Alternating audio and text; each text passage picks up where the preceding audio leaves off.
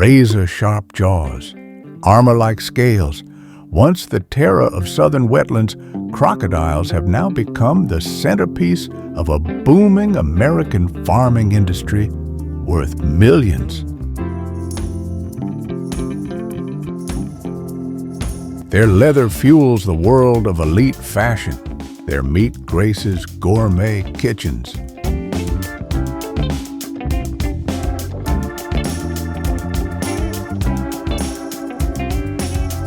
But how do you turn one of nature's fiercest hunters into a manageable farm species?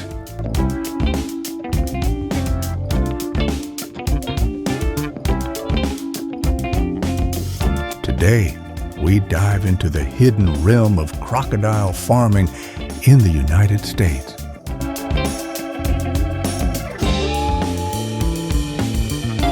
From murky swamps of Louisiana and Florida to the polished showrooms of Milan and Paris, these reptiles have undergone an astonishing transformation. Once feared as unstoppable predators, they are now raised for two valuable commodities: fine leather and clean, high-protein meat.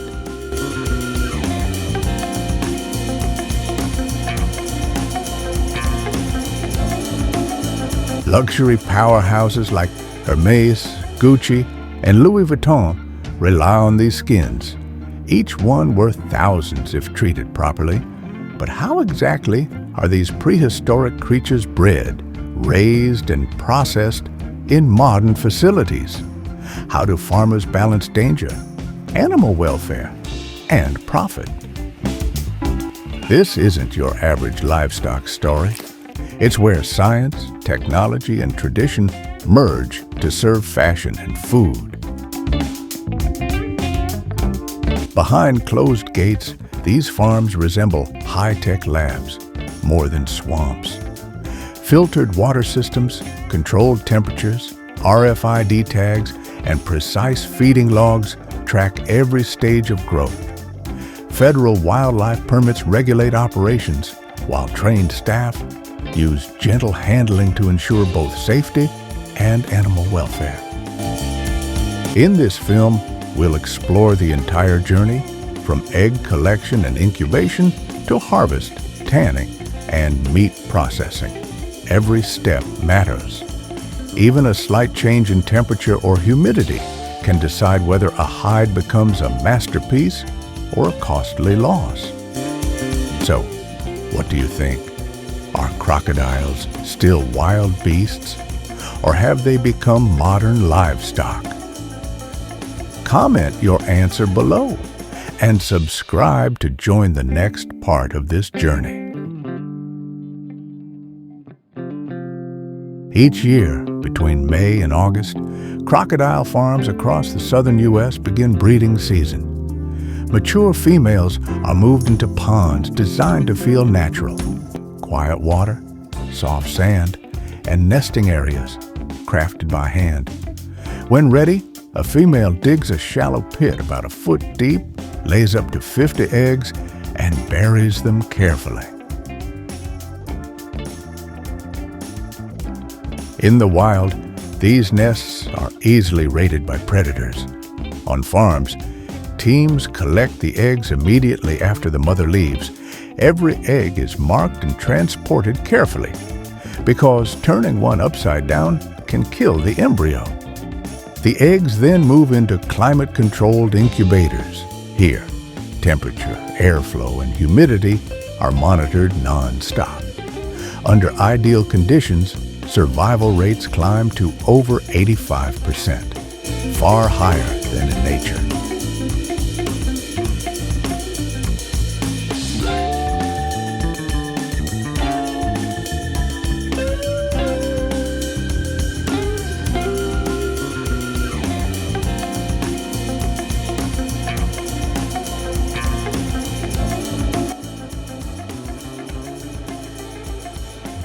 Here's something fascinating. A crocodile's sex depends on temperature, not genetics.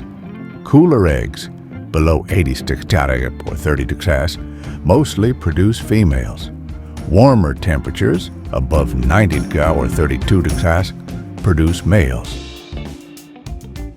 Once hatched, the tiny reptiles, barely a few inches long, are transferred to nursery tanks.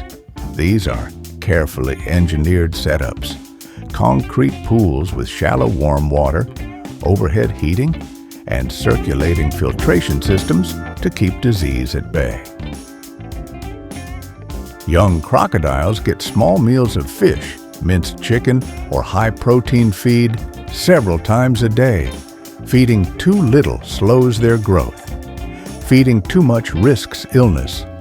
Farmers aim for balance, slow, steady, uniform growth.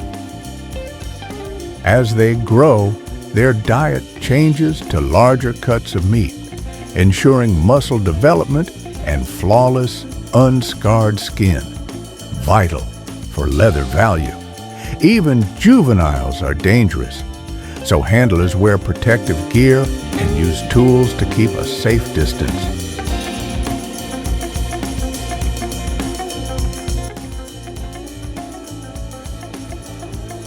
After several months, they graduate to grow out ponds, larger enclosures with basking spots and shaded areas that simulate their natural habitat. Over the next 2 to 3 years, they grow several feet, preparing for harvest.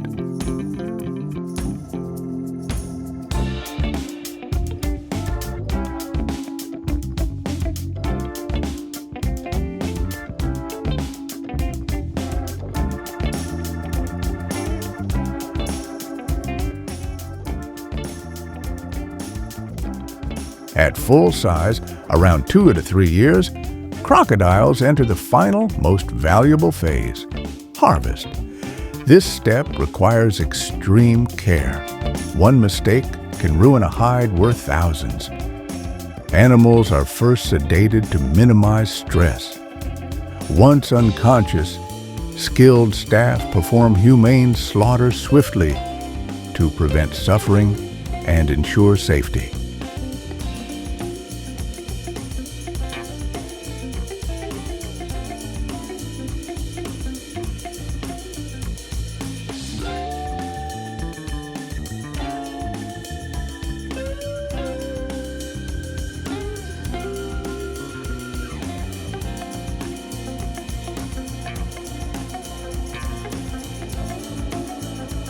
After removal, the skin is washed, cleaned, and either salted or frozen to prevent decay. The belly cut technique is used, slicing along the underside to preserve the smooth, wide scales favored by luxury brands. Any slip of the knife can drop a hide's value dramatically. After removal, the skin is washed, cleaned, and either salted or frozen to prevent decay. It's then sent to a tannery for a weeks-long process of softening, dyeing, and finishing. Only flawless hides make it to the luxury market, becoming handbags, belts, or shoes that can sell for thousands of dollars each. For farmers, it's the ultimate reward for years of precise care.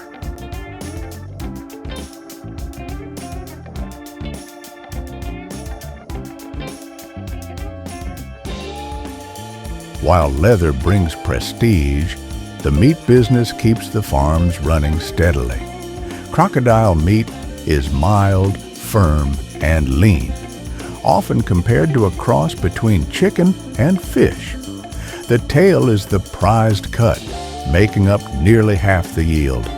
Other parts like legs and fillets are trimmed, vacuum sealed, and frozen for shipment to gourmet stores and restaurants in the U.S., Europe, and Japan.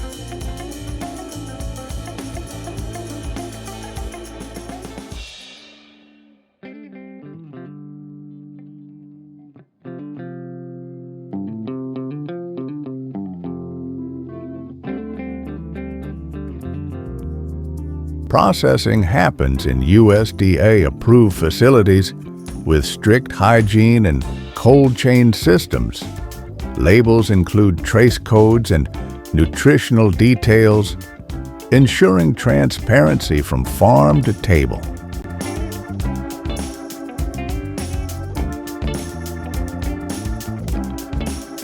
More chefs and health-conscious consumers are discovering this exotic, protein-rich option. It's sustainable, efficient, and tied directly to the leather industry. Every animal is fully utilized.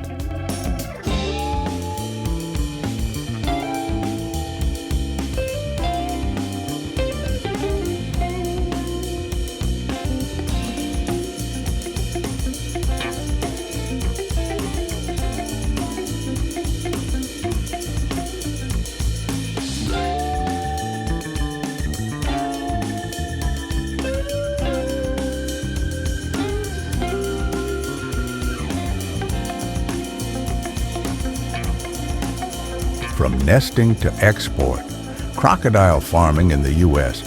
runs as a complete closed system.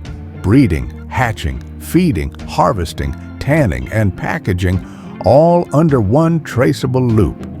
It turns a reptile once feared into two luxury commodities: premium leather and lean meat.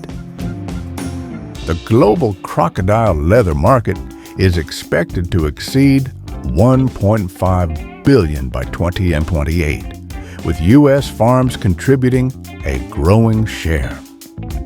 Of course, the industry faces challenges: high startup costs, strict regulations, and social debate about animal welfare. But modern farms operate with transparency, low stress handling, and traceability that help reduce poaching and protect wild populations.